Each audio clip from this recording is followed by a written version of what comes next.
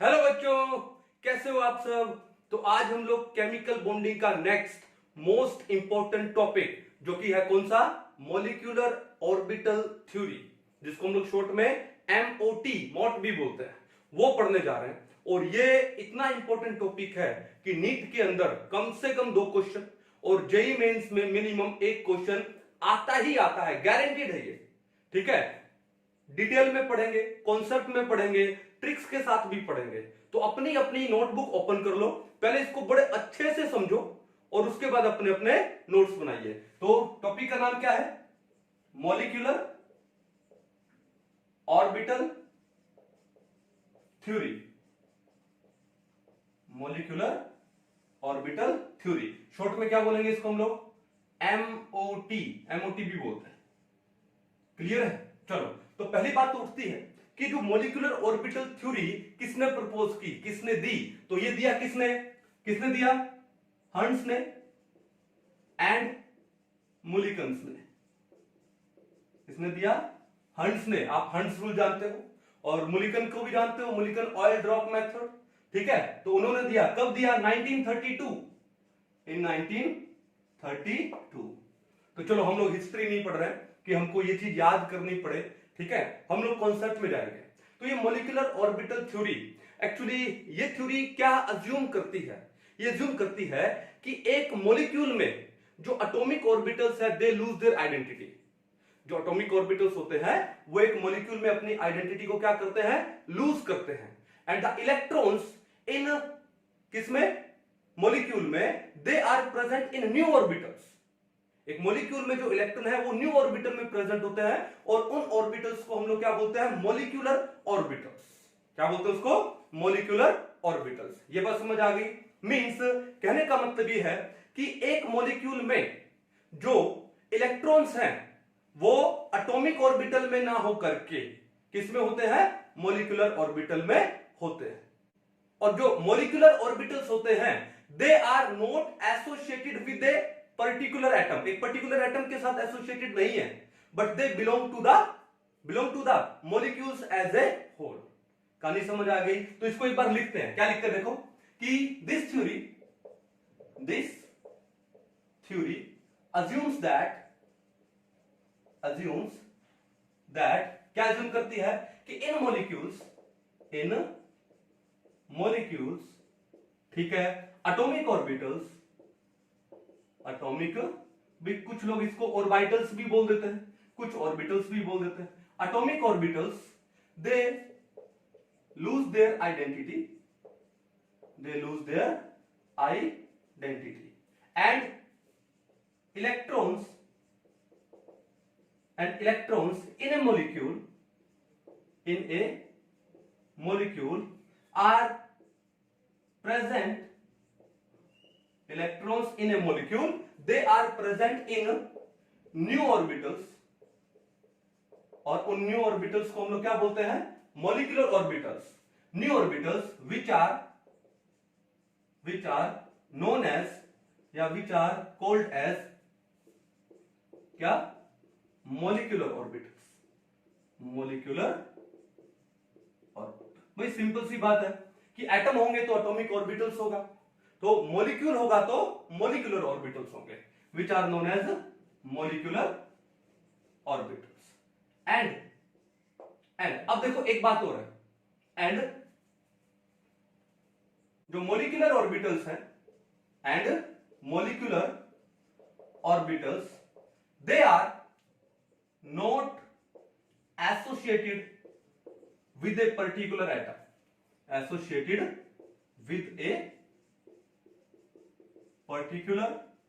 atom, but belongs to a molecule as a whole। कहानी समझ आ गई, कोई दिक्कत नहीं थी। एक बार फिर से पढ़ लेते हैं। क्या बोलते हैं कि ये थ्योरी क्या अज्यूम करती है कि जो एटॉमिक ऑर्बिटल्स हैं वो एक मॉलिक्यूल में अपनी आइडेंटिटी को क्या कर देते हैं, लूज कर देते हैं, और जो इलेक्ट्रॉन्स है अब एक मॉलिक्यूल में वो न्यू ऑर्बिटल्स में प्रेजेंट होंगे और उन न्यू ऑर्बिटल्स को हम लोग क्या बोलेंगे, मॉलिक्यूलर ऑर्बिटल। देखो अगर एटम है तो एटॉमिक ऑर्बिटल्स है उसमें, तो मॉलिक्यूल में कौन से ऑर्बिटल होंगे, मॉलिक्यूलर ऑर्बिटल्स होंगे। क्योंकि हम लोग पढ़ रहे हैं मॉलिक्यूलर ऑर्बिटल थ्योरी, यानी हम लोग मॉलिक्यूल के बारे में बात कर रहे हैं। So now the orbitals present in molecules are known as molecular orbitals. ये बात क्लियर है। उसके बाद देखो, and the molecular orbitals है, they are not associated with a particular atom, वो एक particular atom के साथ associated नहीं है, कौन, molecular orbitals, but they are associated with a molecule as a whole। कहानी समझ आ गई, सिंपल। अब देखो ये जो MOT है इसके कुछ एक सैलिएंट फीचर्स हैं और हम लोग एक एक करके उन फीचर्स को क्या करते हैं, स्टडी कर लेते हैं। तो क्या लिखोगे, सम सैलिएंट फीचर्स, भाई थोड़ा थ्योरेटिकल पार्ट है ये, ठीक है। Some salient features of MOT are as follows, ठीक है। एक एक करके बड़े डिटेल में हम लोग इनको डिस्कस करने वाले हैं। तो MOT के कुछ एक सैलिएंट फीचर्स क्या है, देखो पहला सैलिएंट फीचर क्या है कि जो इलेक्ट्रॉन्स है एक मॉलिक्यूल में वो वेरियस मॉलिक्यूलर ऑर्बिटल्स में प्रेजेंट होते हैं। जैसे मान लो कि एक एटम में इलेक्ट्रॉन्स वेरियस एटॉमिक ऑर्बिटल्स में प्रेजेंट होते हैं, वैसे एक मॉलिक्यूल में इलेक्ट्रॉन्स मॉलिक्यूलर ऑर्बिटल्स में प्रेजेंट होते हैं। तो क्या लिखोगे, the electrons in a molecule are present in various what, molecular orbitals, various molecular orbitals, just like electrons, ये लिख दो direct, are present in an atom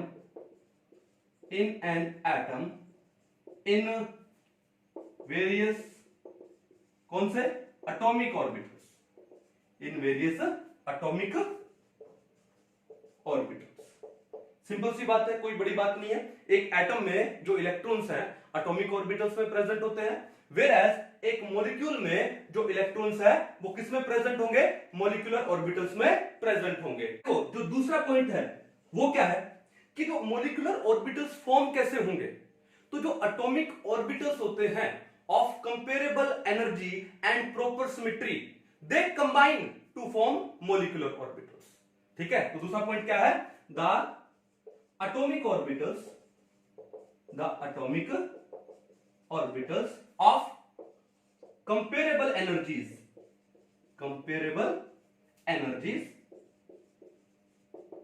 and proper symmetry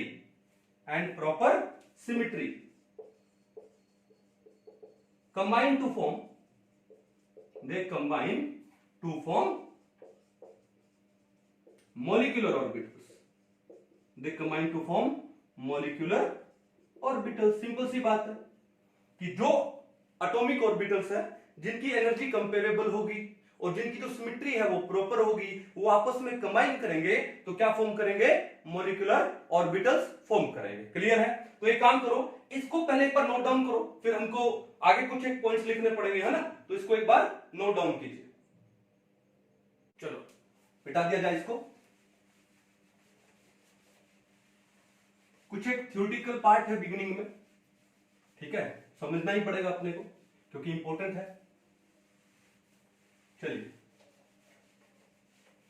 कितने पॉइंट्स हो गए हमारे पास, 2। अब देखो ध्यान से, थर्ड पॉइंट क्या है। थर्ड पॉइंट ये है कि जो एटॉमिक ऑर्बिटल में जो एक इलेक्ट्रॉन है, it is influenced by one nucleus, लेकिन मॉलिक्यूलर ऑर्बिटल में one electron is influenced by more than one nuclei, ठीक है, या बोल दूं 2 और मोर न्यूक्लियाई। सही है। इसका मतलब क्या है कि जो एटॉमिक ऑर्बिटल होते हैं दे आर मोनोसेंट्रिक, यानी उनका एक ही सेंटर होता है, एक ही न्यूक्लियस होता है।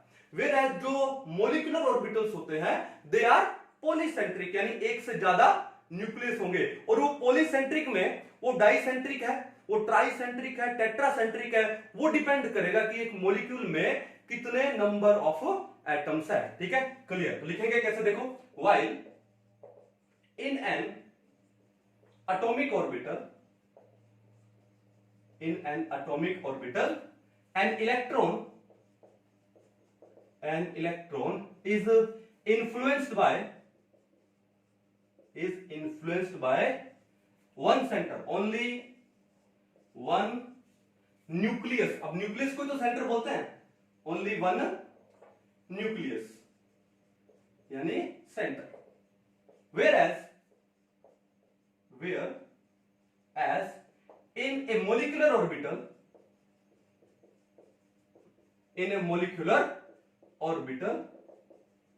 an electron is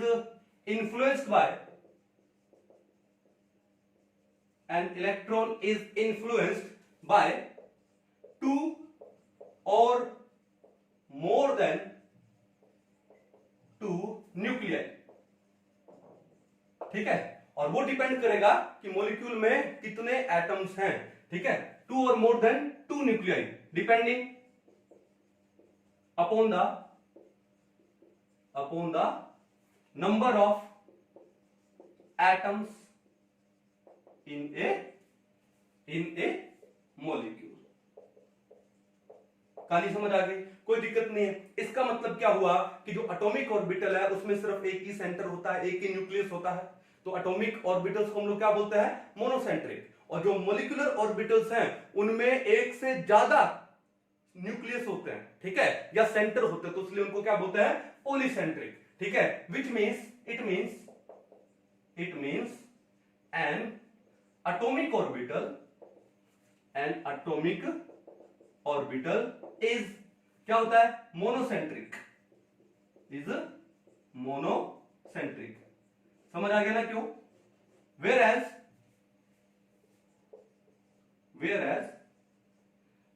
a molecular orbital is polycentric। क्या होता है ये, पॉलीसेंट्रिक होता है, यानी एक से ज्यादा सेंटर, यानी एक से ज्यादा न्यूक्लियाई। कहानी समझ आ गई। चलो उसके बाद नंबर 4 क्या है, द नंबर ऑफ, चलो बोलता हूं पहले, the number of atomic orbitals combined is equal to number of molecular orbitals formed. भाई एटॉमिक ऑर्बिटल्स कंबाइन करेंगे तभी तो मॉलिक्यूलर ऑर्बिटल फॉर्म होगा, यही है ना। चलो, तो number of atomic orbitals combined is equal to number of molecular orbitals formed. मान लो कि दो एटॉमिक ऑर्बिटल आपस में कंबाइन किए तो कितने मॉलिक्यूलर ऑर्बिटल बनेंगे, 2। मान लो 4 एटॉमिक ऑर्बिटल्स आपस में कंबाइन किए तो 4 मॉलिक्यूलर ऑर्बिटल क्या हो जाएंगे, फॉर्म हो जाएंगे। तो अगर 2 एटॉमिक ऑर्बिटल कंबाइन करते हैं तो कितने मॉलिक्यूलर ऑर्बिटल फॉर्म हुए, 2 हुए। अब वो 2 में जो एक मॉलिक्यूलर ऑर्बिटल है उसको हम लोग बोलते हैं क्या, बॉन्डिंग मॉलिक्यूलर ऑर्बिटल, जिसको शॉर्ट में हम लोग BMO बोलते हैं। और जो दूसरा मॉलिक्यूलर ऑर्बिटल फॉर्म हुआ है उसको हम लोग बोलते हैं क्या, एंटी बॉन्डिंग मॉलिक्यूलर ऑर्बिटल, या फिर ABMO। क्लियर है। चलो इसको लिखते हैं क्या, the number of atomic orbitals combined is equal to number of molecular orbitals क्या, फॉर्म्ड। ये कहानी समझ आ गई। Number of atomic orbitals combined is equal to number of molecular orbitals if, चलो, if 2 atomic orbitals are combined, they are combined, then 2 molecular orbitals are formed। कितने molecular orbital form होंगे, 2। then they 2 molecular orbitals are formed। ये बात clear है। चलो एक बार इसको मिटाया जाए थोड़ा सा, ये पॉइंट अच्छे से नोट डाउन कर लो, पोस्ट करके एक बार। चलिए तो हम लोग आ गए किस पे, 4th फीचर पे। बड़े सिंपल से फीचर है, अगर आप इसको बड़ा ध्यान से पढ़ रहे हो ना, ठीक है, तो बहुत अच्छे से आपको समझ आएगा और हम लोग कुछ एक ट्रिक्स भी पढ़ेंगे बाद में, ठीक है। अगर दो एटॉमिक ऑर्बिटल कंबाइन कर रहे हैं तो दो मॉलिक्यूलर ऑर्बिटल्स फॉर्म होते हैं, ठीक है। वन इज नोन एज क्या बोलेंगे उसको हम लोग, बॉन्डिंग मॉलिक्यूलर ऑर्बिटल। एक को तो बोलेंगे बॉन्डिंग मॉलिक्यूलर ऑर्बिटल, और इस बॉन्डिंग मॉलिक्यूलर ऑर्बिटल को शॉर्ट में हम लोग क्या बोलते हैं, बीएमओ, ठीक है, या फिर इसको शॉर्ट में क्या बोलते हैं, बीएमओ।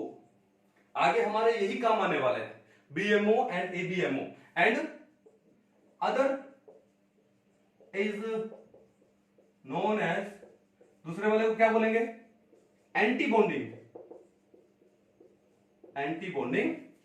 मॉलिक्यूलर ऑर्बिटल्स, ठीक है।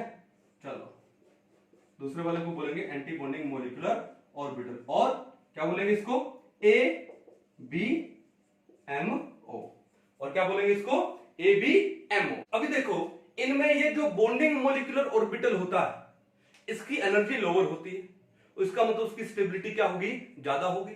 और जो एंटी बॉन्डिंग मॉलिक्यूलर ऑर्बिटल होता है इसकी एनर्जी ज्यादा होती है, और जिसकी एनर्जी ज्यादा होती है उसकी स्टेबिलिटी कम होती है, ठीक है। तो नेक्स्ट पॉइंट क्या आ गया, द बॉन्डिंग मॉलिक्यूलर ऑर्बिटल, कौन सा, bonding molecular orbital, the bonding molecular orbital it has lower energy and hence has greater या higher stability, whereas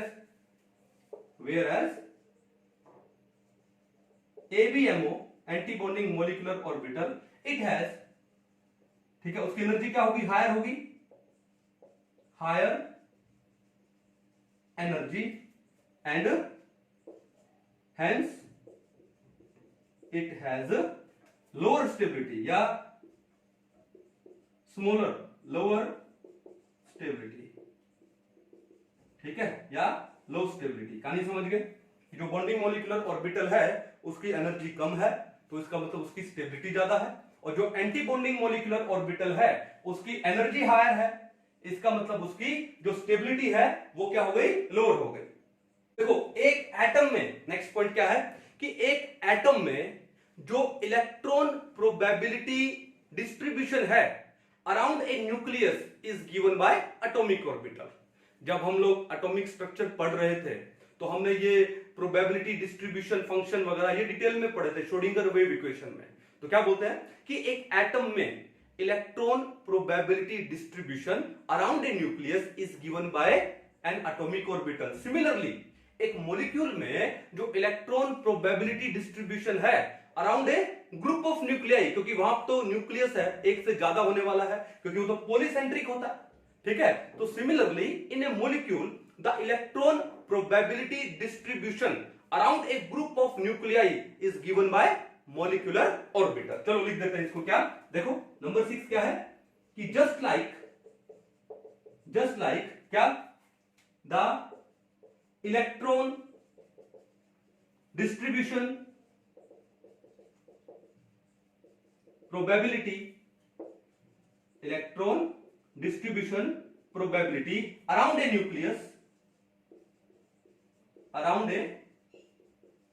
nucleus in an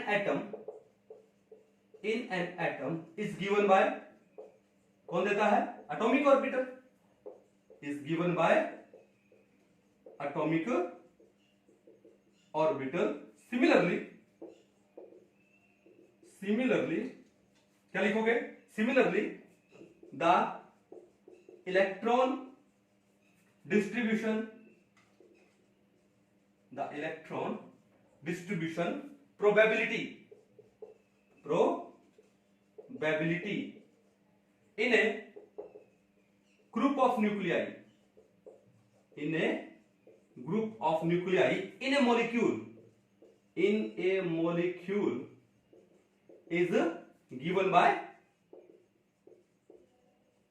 is given by molecular orbitals, ठीक है, कहानी समझ गए, कोई दिक्कत नहीं है ना। चलो तो एक काम करो, इसको भी नोट डाउन करो एक बार। चलिए चले आगे। ठीक है, तो इस पॉइंट को एक बार मिटा दिया जाए।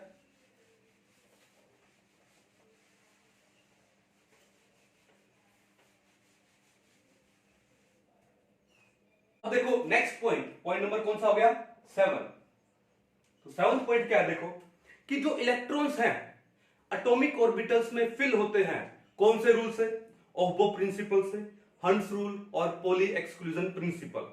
एटॉमिक स्ट्रक्चर में आपने आई थिंक डिटेल में पढ़ा होगा, है ना, कि एक एटम में जो एटॉमिक ऑर्बिटल्स है उनमें electron are filled in accordance with of principle, Hund's rule and Pauli exclusion principle. Similarly जो मॉलिक्यूलर ऑर्बिटल्स में इलेक्ट्रॉन फील्ड होंगे ना, वो भी हंस रूल के अकॉर्डिंग, ऑफ प्रिंसिपल के अकॉर्डिंग और आपका पॉली एक्सक्लूजन प्रिंसिपल के अकॉर्डिंग ही फील्ड होंगे। ठीक है, उसमें कोई डिफरेंस नहीं है। तो क्या लिखोगे कि द इलेक्ट्रॉन्स इन एन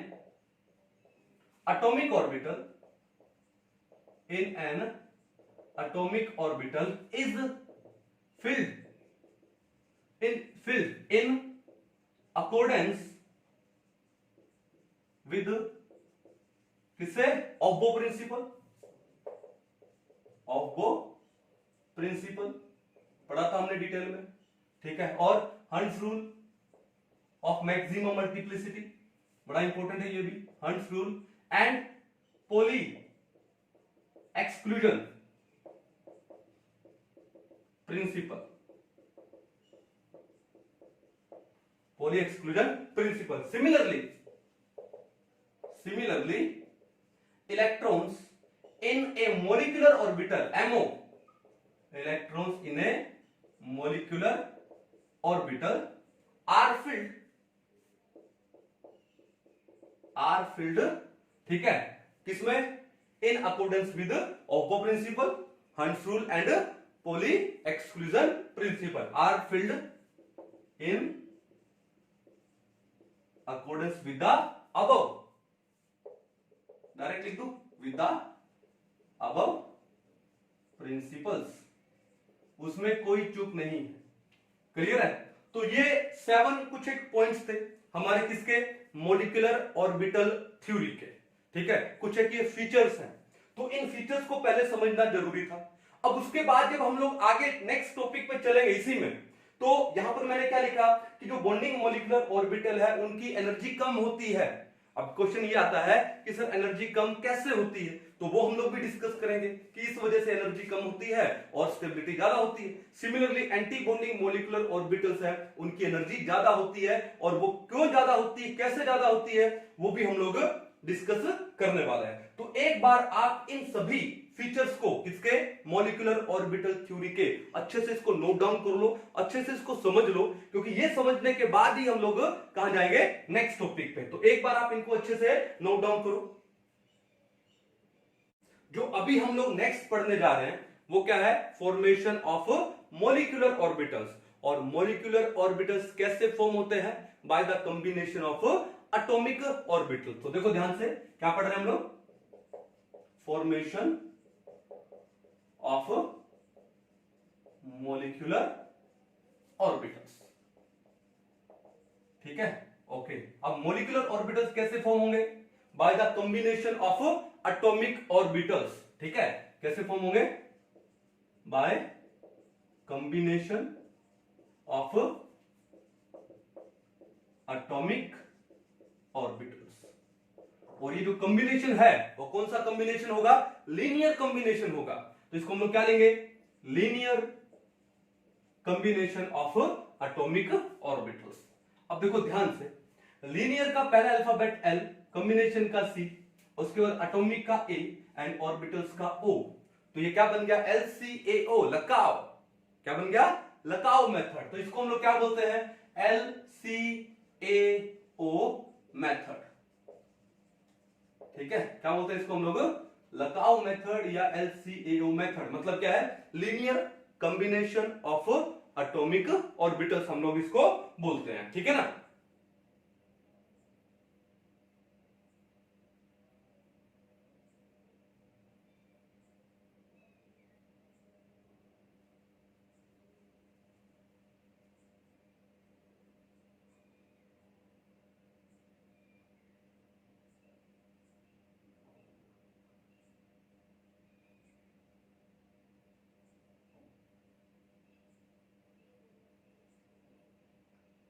तो अब देखो वेव मैकेनिक्स में हम लोग क्या पढ़ते हैं, वेव मैकेनिक्स में हम लोग पढ़ते हैं कि जो एटॉमिक ऑर्बिटल्स हैं they are expressed as wave functions.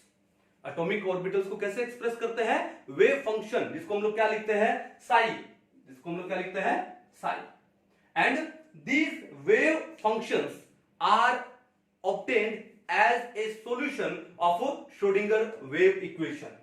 क्या था, श्रोडिंगर, पढ़ा था ना अच्छे से डिटेल में, श्रोडिंगर वेव इक्वेशन। ठीक है, तो अगर आपने श्रोडिंगर वेव इक्वेशन पढ़ा है तो आपको बड़ा इजीली समझ आएगा, और अगर आपने ये नहीं पढ़ा है तो पहले इसको आप एक बार पढ़िए, ठीक है, और उसके बाद तो देखो एमओटी आपके लिए बिल्कुल क्रिस्टल क्लियर हो जाएगा। और अगर ये नहीं पढ़ा है तो थोड़ा आपके लिए एक बार मुश्किल होने वाली है। चलो, तो हमने क्या बोला कि जो एटॉमिक ऑर्बिटल्स हैं, ठीक है, they are expressed as a wave function and these are obtained as a solution of Schrodinger wave equation. Similarly हम मॉलिक्यूलर ऑर्बिटल्स को भी एक्सप्लेन कर सकते हैं। एक इलेक्ट्रॉन का जो नेचर है मॉलिक्यूल में वो हम लोग डिस्क्राइब कर सकते हैं बाय श्रोडिंगर वेव इक्वेशन। लेकिन एक छोटी सी प्रॉब्लम है कि जो श्रोडिंगर वेव इक्वेशन है वो थोड़ी सी कॉम्प्लेक्स है, ठीक है। अब कॉम्प्लेक्स है तो अगर मैं मॉलिक्यूलर ऑर्बिटल्स के लिए उसकी बात करूं तो भैया वो आई थिंक कैलकुलेट करने में इजी नहीं होगी, थोड़ी सी टफ होगी, ठीक है। अब थोड़ी सी टफ होगी तो हम लोग अब करें क्या, तो हम लोग ये काम करते हैं कि हम लोग एक दूसरा मेथड ट्राई करते हैं, ठीक है। जैसे तो रिसर्चर्स थे, उन्होंने क्या काम किया, एक अप्रोक्सीमेशन मेथड ट्राई किया, ठीक है, किसके लिए, एटॉमिक ऑर्बिटल्स को कंबाइन करने के लिए, ताकि मॉलिक्यूलर ऑर्बिटल फॉर्म हो जाए। वो जो अप्रोक्सीमेशन मेथड है उस मेथड को हम लोग क्या बोलते हैं, लकाओ मेथड बोलते हैं, linear combination of atomic orbitals. कहानी क्लियर है, ठीक है। श्रोडिंगर वेव इक्वेशन टफ हो जाता मॉलिक्यूलर ऑर्बिटल्स के लिए, ठीक है, इसलिए हमने एक दूसरा मेथड जो कि अप्रोक्सीमेशन मेथड है वो ट्राई कर लिया। क्या बोलते हैं उसको हम लोग, LCAO method, linear combination of atomic orbitals. कहानी समझ आ गई। अब ये लकाओ मेथड क्या है, तो लकाओ मेथड ये बोलता है, देखो ध्यान से, कि जैसे मान लो कि साई, अब ये साई क्या है, साई क्या है, वेव फंक्शन है। साई क्या है, वेव फंक्शन है। तो श्रोडिंगर ने इलेक्ट्रॉन को कंसीडर किया एज ए वेव, श्रोडिंगर ने इलेक्ट्रॉन को कंसीडर किया एज ए वेव, और तो साई उस वेव का क्या होता है, फंक्शन होता है, साई उस वेव का फंक्शन। और साई स्क्वायर क्या होता है, साई स्क्वायर होता है क्या, प्रोबेबिलिटी डेंसिटी। क्या होता है, प्रोबेबिलिटी डेंसिटी।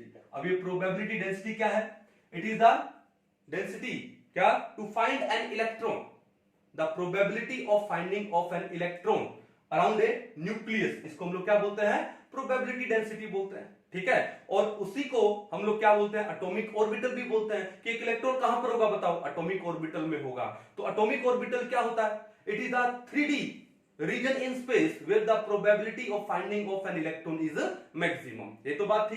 तो साई स्क्वायर है आपका प्रोबेबिलिटी डेंसिटी, और साई क्या आपका वेव फंक्शन, क्या है, वेव फंक्शन, ठीक है, जो कि एटॉमिक ऑर्बिटल को क्या करता है, डिस्क्राइब करता है। क्या करता है, एटॉमिक ऑर्बिटल को डिस्क्राइब, क्योंकि श्रोडिंगर ने इलेक्ट्रॉन को कंसीडर किया as a wave, as a wave. अब देखो ध्यान से, मान लो हम एक एग्जांपल लेते हैं, क्या हम एग्जांपल लेते हैं, क्या, एक होमो न्यूक्लियर डायटोमिक मॉलिक्यूल का, ठीक है, एक होमो न्यूक्लियर डायटोमिक मॉलिक्यूल। जैसे मान लो हमने ले लिया H2, हाइड्रोजन मॉलिक्यूल ले लिया, हमने क्या ले लिया, हाइड्रोजन मॉलिक्यूल, ठीक है। अब देखो बात क्या होगा कि जो हाइड्रोजन मॉलिक्यूल है उसमें क्या है, एक हाइड्रोजन ये, एक हाइड्रोजन ये हाइड्रोजन एटम है, ये भी एटम है, ठीक है। अब इस हाइड्रोजन एटम में इलेक्ट्रॉन किस में है, इस 1s ऑर्बिटल में है। तो इस 1s को हम लोग क्या बोलेंगे, this is what, atomic orbital, this is what, atomic orbital. और इस हाइड्रोजन में भी इलेक्ट्रॉन किस में है, 1s एटॉमिक ऑर्बिटल में है, इसमें है 1s एटॉमिक ऑर्बिटल। अब हम इन एटॉमिक ऑर्बिटल्स को कंबाइन करेंगे तब क्या बनेगा, मॉलिक्यूलर ऑर्बिटल बनेगा ना, ठीक है। अब देखो इलेक्ट्रॉन को कंसीडर किया श्रोडिंगर ने एज ए वेव, तो भैया बात ही है, तो वेव है तो उस वेव का फंक्शन होगा, और इस वेव फंक्शन को हम लोग क्या लिखते हैं, साई लिखते हैं। मान लो कि यहां पर ये जो H है इसको मैंने मान लिया A और इस H को मैंने मान लिया B, ये हाइड्रोजन एटम को मान लिया मैंने ए और इस हाइड्रोजन एटम को मान लिया बी। क्लियर है? तो इस इलेक्ट्रॉन का वेव फंक्शन, इस ए वाले हाइड्रोजन के इलेक्ट्रॉन का वेव फंक्शन क्या हो गया? साई ए हो गया। क्या हो गया? साई ए। और इस इलेक्ट्रॉन का वेव फंक्शन क्या हो गया? मान लो psi B. Psi A and psi B. ये बात क्लियर है? अब देखो दो टाइप से कॉम्बिनेशन हो सकता है इन एटॉमिक ऑर्बिटल्स का। इन एटॉमिक ऑर्बिटल्स का कॉम्बिनेशन दो टाइप से हो सकता है। कैसे? देखो ध्यान से, कैसे होगा? मान लो कि ओके, अब ये किसके लिए मैंने लिखा है? ये मैंने लिखा है क्या? इस इलेक्ट्रॉन के लिए।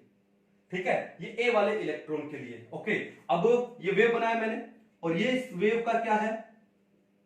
एम्पलीट्यूड। मान लो इस एम्पलीट्यूड को हमने मान लिया क्या? ए। क्या मान लिया? एम्पलीट्यूड को ए। क्लियर है? ओके, अब देखो कि दूसरे हाइड्रोजन के इस इलेक्ट्रॉन को हम लोग शो करते हैं एज ए वेव। ठीक है, अब जब हम लोग कंबाइन करेंगे तो ऐसा हो सकता है कि उसका वेव भी ऐसे हो। ठीक है, चलो थोड़ा सा डिफरेंट हो गया ये।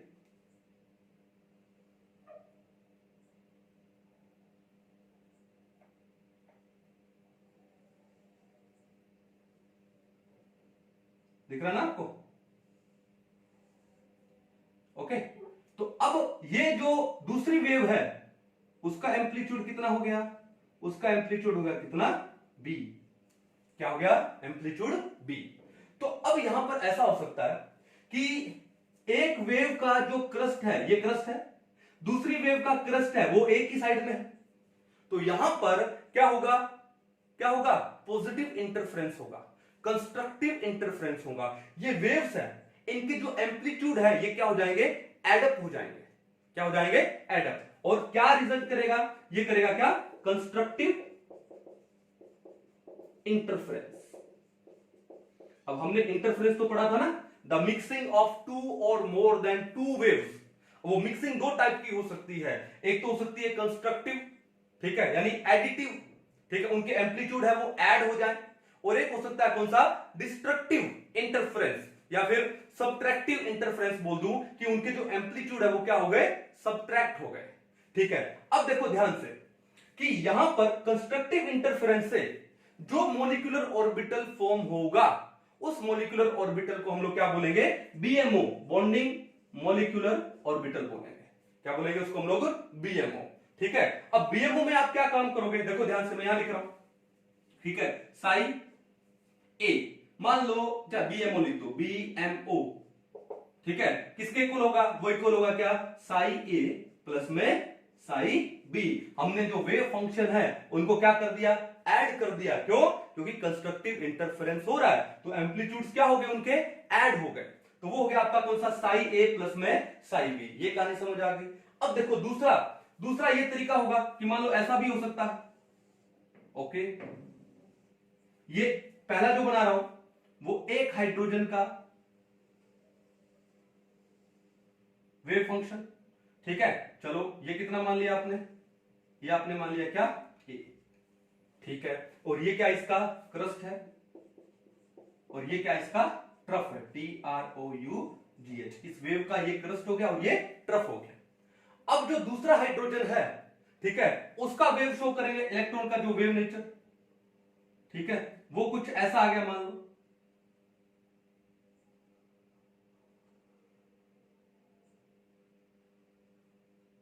समझ गया? यानी कहने का मतलब है कि पहले हाइड्रोजन के जो इलेक्ट्रॉन है, ठीक है, उस इलेक्ट्रॉन जिसको हमने एज ए वेव शो किया है उसका क्रस्ट दूसरे इलेक्ट्रॉन को जिसको एज ए वेव शो किया है उसका ये ट्रफ, वो एक ही साइड में होंगे। यानी ये क्रस्ट इधर है तो इसका ट्रफ इधर है। ठीक है, ओके, तो इसका क्रस्ट इधर है तो इसका ट्रफ इधर है। क्लियर है? तो इसका मतलब क्या है कि मान लो इसका एम्पलीट्यूड कितना हुआ? बी हुआ। एम्पलीट्यूड कितना हुआ? बी। अब यहां पे जो इंटरफेरेंस होगा, जो mixing of these two waves होगा, वो कौन सा होगा? डिस्ट्रक्टिव होगा।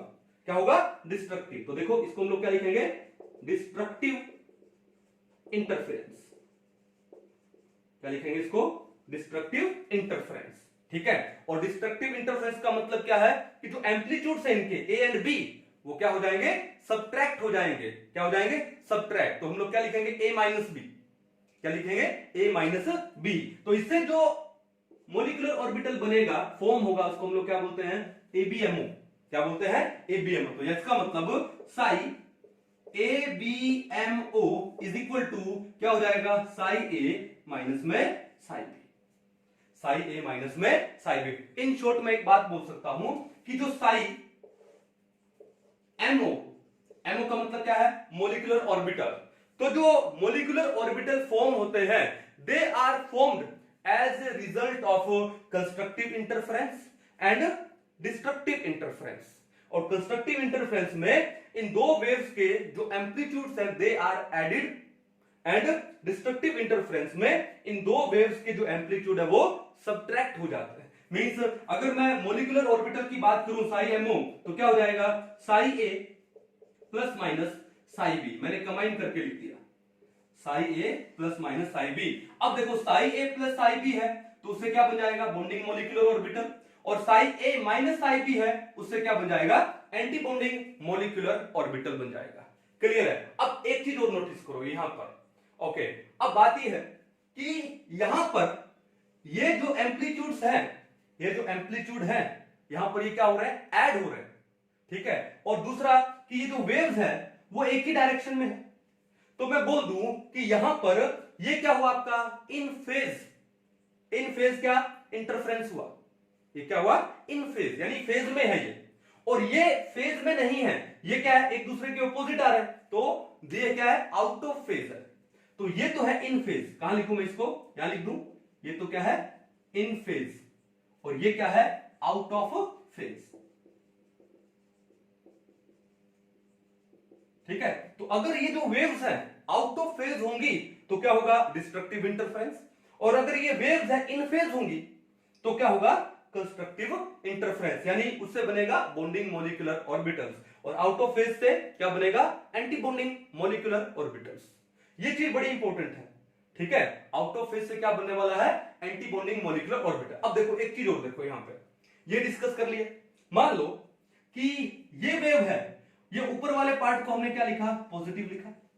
क्या लिखा, पॉजिटिव। तो इसका जो नीचे वाला पार्ट ये क्या हो गया, नेगेटिव हो गया। भाई Sai can be positive, Sai can be negative. Sai तो पॉजिटिव नेगेटिव हो सकता है। हाँ, वो अलग बात है कि जो साई स्क्वायर है वो नेगेटिव नहीं हो सकता है, क्योंकि जो दो नेगेटिव का अगर आप स्क्वायर करोगे तो भी क्या आने वाला है, पॉजिटिव। और दो पॉजिटिव का स्क्वायर करोगे तो भी पॉजिटिव आएगा। ठीक है। But Sai it can have a negative value, it can have a positive value, और साई का वैल्यू 0 भी हो सकता है। ठीक है। चलो अब बात यह है, अब ये जो वेव है, इस वेव का ये पार्ट क्या लिख दूं मैं, नेगेटिव। तो वेव फंक्शन नेगेटिव हो गया। ओके। और ये ऊपर वाला पार्ट क्या हो गया, पॉजिटिव। तो वेव फंक्शन पॉजिटिव हो गया। यानी कहने का मतलब क्या है कि अगर मान लो दो वेव्स है और आप इंटरफेरेंस कर रहे हो, ठीक है, तो होगा क्या, अब इसको कैसे शो किया हमने, एटॉमिक ऑर्बिटल्स से। अब एक एटॉमिक ऑर्बिटल्स का जो वेव फंक्शन है वो है पॉजिटिव, और दूसरे का क्या है, नेगेटिव। तो एक पॉजिटिव का है और एक नेगेटिव है, तो उनके अंदर क्या होगा, रिपल्शन होगा, क्योंकि they are out of phase. And if they are out of phase then destructive interference will take place and an anti bonding molecular orbital is formed. Clear है। अब देखो मान लो कि इस एटॉमिक ऑर्बिटल है, इसका वेव फंक्शन ये भी क्या है, पॉजिटिव, और दूसरे वाले का भी क्या है, पॉजिटिव। तो दोनों का वेव फंक्शन क्या है, पॉजिटिव है। और जब दोनों का वेव फंक्शन पॉजिटिव है, इसका मतलब constructive interference will be formed या will take place and a bonding molecular orbital is formed, because these wave functions are in phase. वो इन फेज में है। क्या है, इन फेज। जब वेव फंक्शन इन फेज में होंगे, ठीक है, यानी सिमिलर होंगे, या तो दोनों पॉजिटिव हो जाए या फिर दोनों नेगेटिव हो जाए, तो क्या बनेगा, बीएमओ बनेगा। फिट कर लो माइंड में, जो वेव फंक्शन सेम हो, सिमिलर हो, या तो दोनों के पॉजिटिव हो या फिर दोनों के नेगेटिव हो, तो क्या बनेगा, बीएमओ, बॉन्डिंग मोलिकुलर ऑर्बिटल, यानी कंस्ट्रक्टिव इंटरफेरेंस। और जब वेव फंक्शन अपोजिट हो तो वो होते हैं आउट ऑफ फेज, तो वहां से कौन सा ऑर्बिटल बनने वाला है, ABMO, anti bonding molecular orbital. ये चीज दिमाग में अच्छे से आप फिट कर लीजिए। क्लियर है, कहानी समझ आ गई। और ये चीज भी पता लग गया ना, ये मॉलिक्यूलर ऑर्बिटल फॉर्म होता है क्या, psi A plus minus psi B. अगर Sai A plus psi B है तो इसका मतलब बॉन्डिंग मॉलिक्यूलर ऑर्बिटल फॉर्म होगा, ये रहा। ओके, यानी इन फेज और Sai A minus psi B है तो एंटी बॉन्डिंग मॉलिक्यूलर ऑर्बिटल होगा, यानी जो वेव फंक्शन थे they are out of phase है। ठीक है, ये चीज भी फिट होगी। तो एक काम करो, पहले इसको नोट डाउन करो।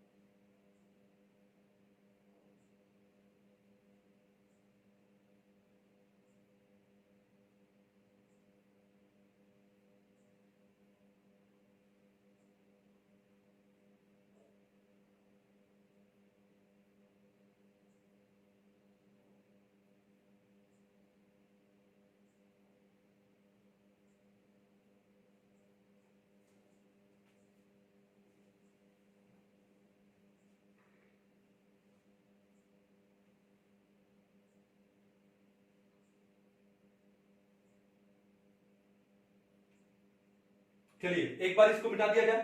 चलो अब थोड़ा और डिटेल में, हमने क्या पढ़ा था जब हम इसके सैलिएंट फीचर्स पढ़ रहे थे, तो सैलिएंट फीचर्स में हमने एक बात पढ़ी थी। क्या बात पढ़ी थी कि जो बॉन्डिंग मॉलिक्यूलर ऑर्बिटल्स होते हैं उनकी एनर्जी लो होती है। इट मींस उनकी जो स्टेबिलिटी है वो क्या होगी, ज्यादा होगी। वेयर एज जो एंटी बॉन्डिंग मॉलिक्यूलर ऑर्बिटल्स होते हैं उनकी एनर्जी क्या होती है, ज्यादा होती है। और एनर्जी ज्यादा होने का मतलब स्टेबिलिटी कम होगी। अब ये कैसे हुआ, क्या हुआ, हम लोग डिस्कस करते हैं। और हमने एग्जांपल ले लिया किसका, हाइड्रोजन मॉलिक्यूल का, H2 मॉलिक्यूल का। ठीक है, अब देखो ध्यान से। अब H2 मॉलिक्यूल में क्या है कि ये एक हाइड्रोजन, ये दूसरा हाइड्रोजन, इसके पास एक इलेक्ट्रॉन, इसके पास एक इलेक्ट्रॉन, शेयर कर लिया तो क्या बन गया, मॉलिक्यूल बन गया।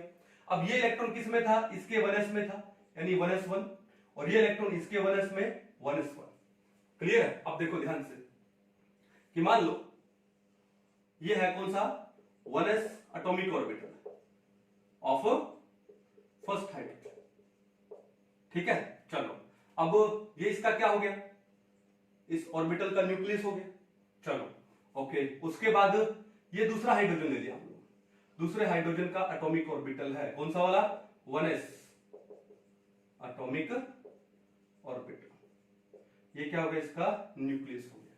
क्या हो गया, न्यूक्लियस। अब मान लो ये भी पॉजिटिव है, ये भी पॉजिटिव है, इसका वेव फंक्शन पॉजिटिव और इसका वेव फंक्शन भी क्या है, पॉजिटिव है। जब हम इनको ऐड करेंगे, कौन सा मेथड पढ़ रहे हैं, LCAO method, linear combination of atomic orbitals, atomic orbitals को कंबाइन कर रहे हैं। ठीक है, जब हम दो एटॉमिक ऑर्बिटल्स जिनका वेव फंक्शन सेम है उनको कंबाइन करते हैं तो क्या होगा, कंस्ट्रक्टिव इंटरफेरेंस होगा। क्या होगा, कंस्ट्रक्टिव इंटरफेरेंस। तो देखो हम इनको कंबाइन करेंगे यानी एडिशन करेंगे, इनका क्या करेंगे, एडिशन। तो जो मॉलिक्यूलर ऑर्बिटल फॉर्म होगा, कितने मॉलिक्यूलर ऑर्बिटल फॉर्म होंगे, हमें दो टाइप के फॉर्म होते हैं ना, ठीक है, लेकिन एडिशन में कौन सा फॉर्म होगा, अगर वेव फंक्शन सेम है तो ये, और ये इनके क्या हो गए, न्यूक्लियस हो गए। और दोनों का जो वेव, ये पॉजिटिव का मतलब ये मत समझ आइएगा कि पॉजिटिव चार्ज है, पॉजिटिव का मतलब क्या है, इनका वेव फंक्शन पॉजिटिव है। ठीक है ना। चलो, जो एटॉमिक ऑर्बिटल्स है उनको कैसे डिस्क्राइब करते हैं, वेव फंक्शन से, क्योंकि श्रोडिंगर ने इलेक्ट्रॉन को क्या कंसीडर किया, एज ए वेव कंसीडर किया। क्लियर है कहानी। तो ये क्या हो गया इनका, ये हो गया क्या, मॉलिक्यूलर ऑर्बिटल। और ये कौन सा हो गया, बॉन्डिंग, यार मैं इसको शॉर्ट में लिख दूं बीएमओ, बीएमओ। ये क्या हो गया, बॉन्डिंग मॉलिक्यूलर ऑर्बिटल हो गया। कहानी क्लियर है। चलो उसके बाद देखो ध्यान से, अगर मान लो ऐसा भी तो हो सकता है ना भाई, ये तो हमने अज्यूम किया है कि दोनों के वेव फंक्शन पॉजिटिव है, ऐसा भी तो हो सकता है कि ये जो 1s एटॉमिक ऑर्बिटल है हाइड्रोजन का, ये जो 1s एटॉमिक ऑर्बिटल है हाइड्रोजन का, इसका वेव फंक्शन हो पॉजिटिव। ओके, और ये जो 1s एटॉमिक ऑर्बिटल है इसका वेव फंक्शन क्या हो, नेगेटिव। 1s एटॉमिक ऑर्बिटल, इसका वेव फंक्शन क्या हो जाए, नेगेटिव। फिर हम इनको कंबाइन करें, ऐड करें, ठीक है, फिर हम इनको क्या करें, ऐड करें। तो अब बताओ मेरे को ये कि जब हम लोग ऐड कर रहे हैं, एटॉमिक ऑर्बिटल्स को कंबाइन कर रहे हैं, linear combination of atomic orbitals, जब हम लोग एटॉमिक ऑर्बिटल्स को कंबाइन कर रहे हैं, तो एक एटॉमिक ऑर्बिटल का वेव फंक्शन है पॉजिटिव और दूसरे का वेव फंक्शन है क्या, नेगेटिव। तो दोनों के वेव फंक्शन अपोजिट हो गए। अपोजिट होने से कौन सा इंटरफेरेंस होगा, डिस्ट्रक्टिव इंटरफेरेंस होगा। क्या होगा, डिस्ट्रक्टिव, यानी सबट्रैक्शन होगा, सबट्रैक्शन, ठीक है। तो सबट्रैक्शन होगा, डिस्ट्रक्टिव इंटरफेरेंस होगा। और डिस्ट्रक्टिव इंटरफेरेंस से क्या होने वाला है, बताओ क्या होने वाला है। ये ऐसा कुछ मॉलिक्यूलर ऑर्बिटल बनेगा, देखो,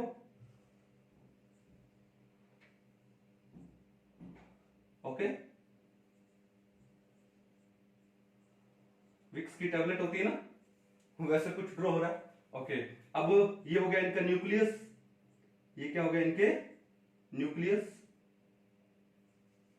ठीक है, ये था पॉजिटिव और ये क्या, नेगेटिव। और इनके बीच में देखो एक स्पेस आ गया, है ना, और इसको हम लोग क्या बोलते हैं, ठीक है, इसको हम लोग क्या बोलते हैं, नोड। क्या बोलते हैं उसको, नोड। क्या होता है node, the region where the probability of finding of an electron is negligible या समटाइम्स इज जीरो, उसको हम लोग क्या बोलते हैं, नोड बोलते हैं, ओके। तो ये कौन सा मॉलिक्यूलर ऑर्बिटल फॉर्म हुआ है, ABMO।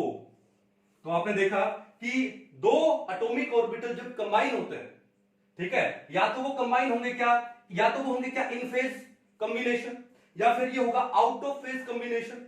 तो इन फेज कॉम्बिनेशन से बनेगा BMO और आउट ऑफ फेज कॉम्बिनेशन से बनेगा क्या, ABMO। तो दो मॉलिक्यूलर ऑर्बिटल कंबाइन हुए, तो दो एटॉमिक ऑर्बिटल कंबाइन हुए, तो दो मॉलिक्यूलर ऑर्बिटल्स क्या हुए, फॉर्म हुए।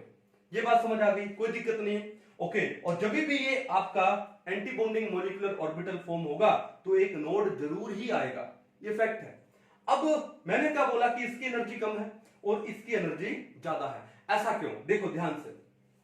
मान लो मैं बात कर रहा हूं किसकी, प्रोबेबिलिटी डेंसिटी की बात कर रहा हूं। प्रोबेबिलिटी डेंसिटी क्या होती है, the probability of finding of an electron, और सारा गेम है वो इलेक्ट्रॉन का ही तो है, ठीक है। चलो अब देखो, मान लो ये एटॉमिक ऑर्बिटल है, इसको हमने माना था A और इसको हमने क्या माना था, B, A B, यही तो माना था। तो ये जो एटॉमिक ऑर्बिटल है हाइड्रोजन का 1s, इसका जो वेव फंक्शन है वो कितना हो गया, साई ए। क्या हो गया, साई ए। और इसकी जो प्रोबेबिलिटी डेंसिटी है वो कितनी हो गई, साई ए स्क्वायर। और इस एटॉमिक ऑर्बिटल का जो वेव फंक्शन है वो कितना हो गया, साई बी। ये लो, साई ए साई बी, ठीक है। अब ये जो एटॉमिक ऑर्बिटल्स हैं, इनकी जो इंडिविजुअल यानी बिफोर कॉम्बिनेशन जो प्रोबेबिलिटी डेंसिटी होगी, तो इसकी प्रोबेबिलिटी डेंसिटी क्या होगी, साई ए स्क्वायर होगी, और इसकी प्रोबेबिलिटी डेंसिटी क्या होगी, साई बी स्क्वायर होगी, यही तो होगा, क्लियर है। लेकिन जब ये कंबाइन कर जाएंगे, क्या बन जाएंगे, बॉन्डिंग मॉलिक्यूलर ऑर्बिटल फॉर्म हो जाएगा, तो क्या हो जाएगा, ये हो जाएगा इनका wave function psi A plus में psi B as a result of constructive interference, यही तो होने वाला। तो अब इनका जो प्रोबेबिलिटी डेंसिटी है वो क्या हो जाने वाला है, साई ए प्लस में साई बी का स्क्वायर। मैं किसकी बात कर रहा हूं, मैं लिख देता हूं, मैं बात कर रहा हूं प्रोबेबिलिटी डेंसिटी की। क्या हो गया, इस मॉलिक्यूलर बॉन्डिंग मॉलिक्यूलर ऑर्बिटल का जो प्रोबेबिलिटी डेंसिटी वो क्या हो गया, साई ए प्लस में साई बी स्क्वायर। और ये भी क्या है, प्रोबेबिलिटी डेंसिटी इस एटॉमिक ऑर्बिटल का साई ए स्क्वायर, और ये प्रोबेबिलिटी डेंसिटी है इस एटॉमिक ऑर्बिटल का साई बी स्क्वायर, ठीक है। और ये Sai A plus psi B का होल स्क्वायर, ये प्रोबेबिलिटी डेंसिटी है इस मॉलिक्यूलर ऑर्बिटल का, यानी बॉन्डिंग मॉलिक्यूलर ऑर्बिटल का। कहानी क्लियर है। अब देखो, बात ही है कि अगर मैं इनकी इंडिविजुअल प्रोबेबिलिटी डेंसिटी का एडिशन करता, ठीक है, इंडिविजुअल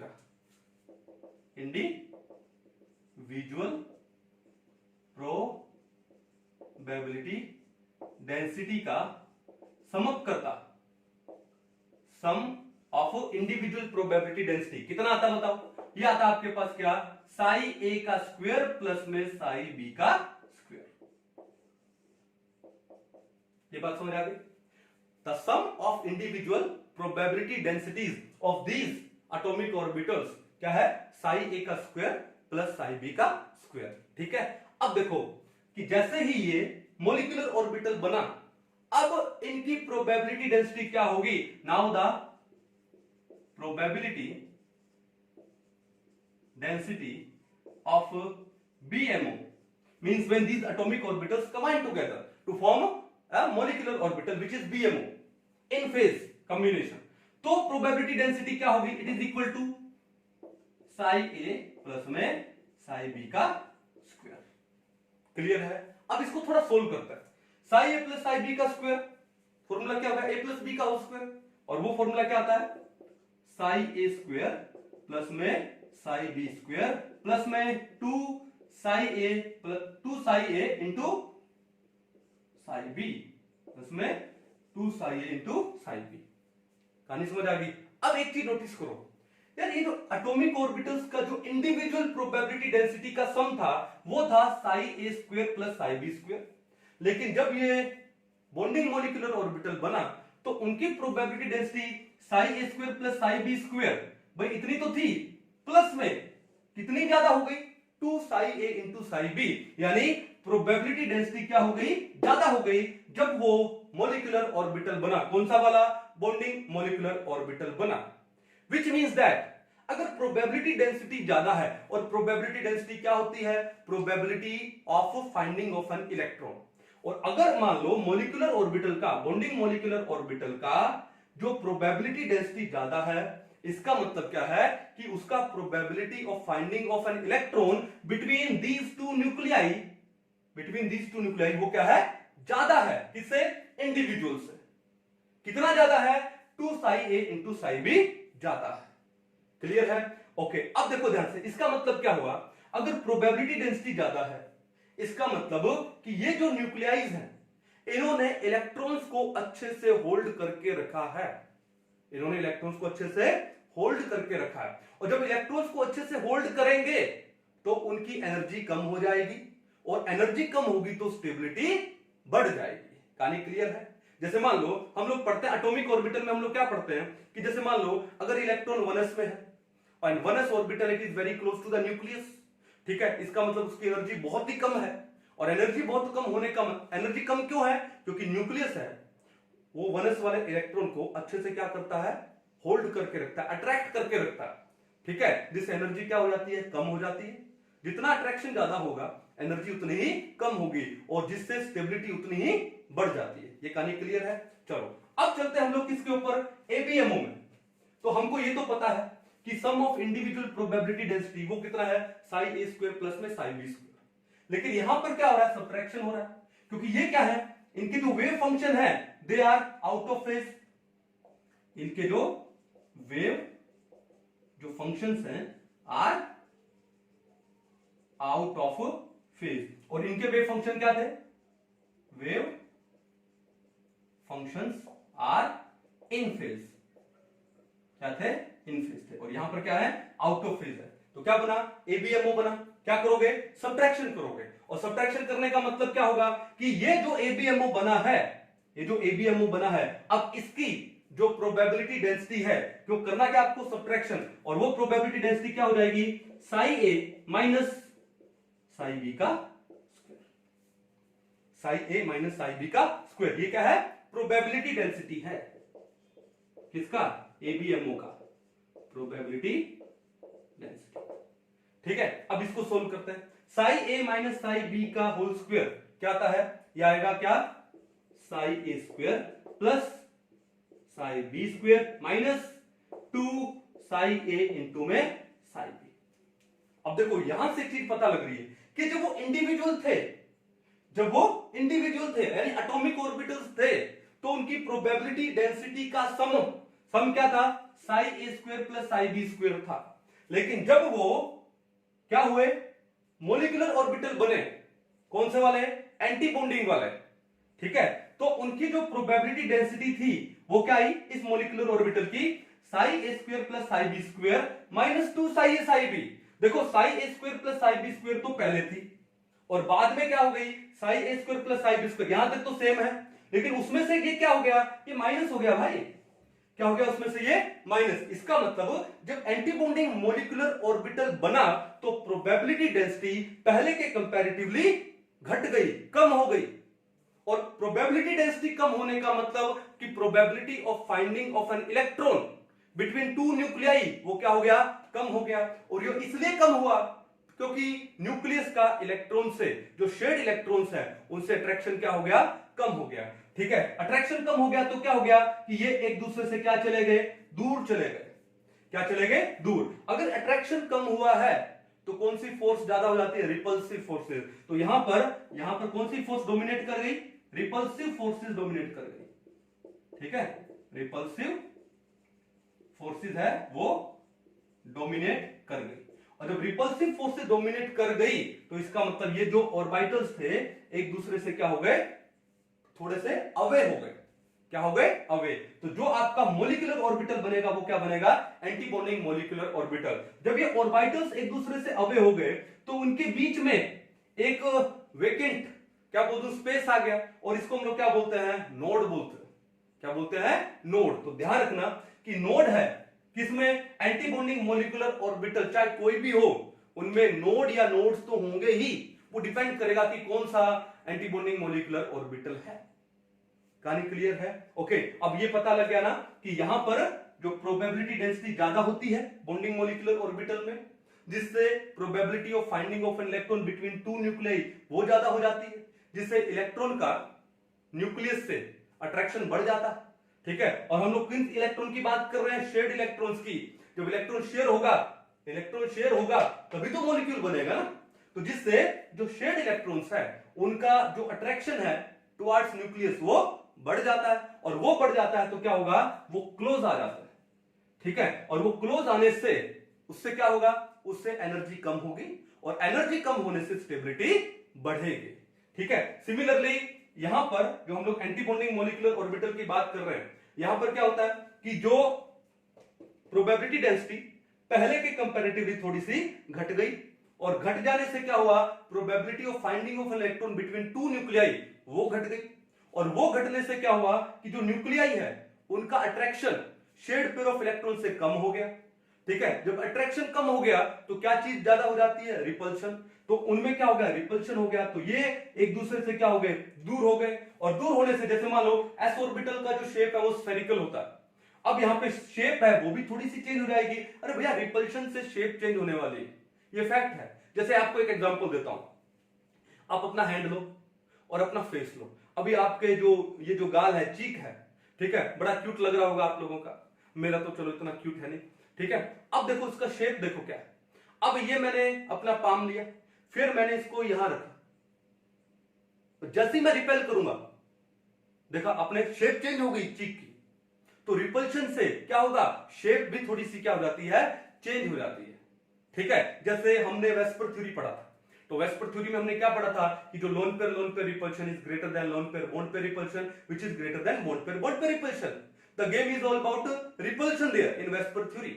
और वहां पे रिपल्शन से जो शेप है वो भी क्या हो जाती है, थोड़ी सी चेंज हो जाती है, तभी तो बॉन्ड एंगल कम ज्यादा हो जाता है, पढ़ा था ना हम लोगों ने। तो यहां पर रिपल्सिव फोर्सेस डोमिनेट हो गई क्योंकि प्रोबेबिलिटी डेंसिटी पहले से कम हो गई। कितनी कम हुई, 2 साई ए साई बी।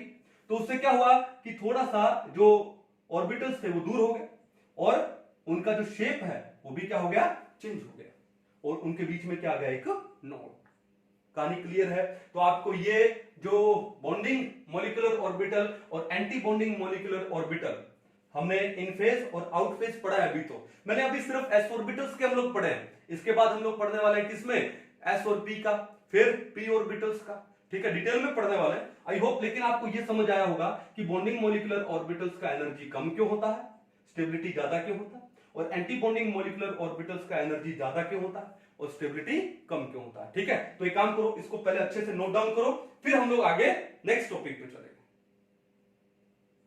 चलो अभी हम लोग अगर रिलेटिव एनर्जीज की बात करें हाइड्रोजन मॉलिक्यूल में, किसकी, एटॉमिक ऑर्बिटल्स की और मॉलिक्यूलर ऑर्बिटल्स की, तो वो कैसे होगा वो हम लोग देखते हैं। ठीक है, मिटा दो इसको। आई होप बड़े अच्छे से डिटेल में आपको समझ में आया होगा ये। चलो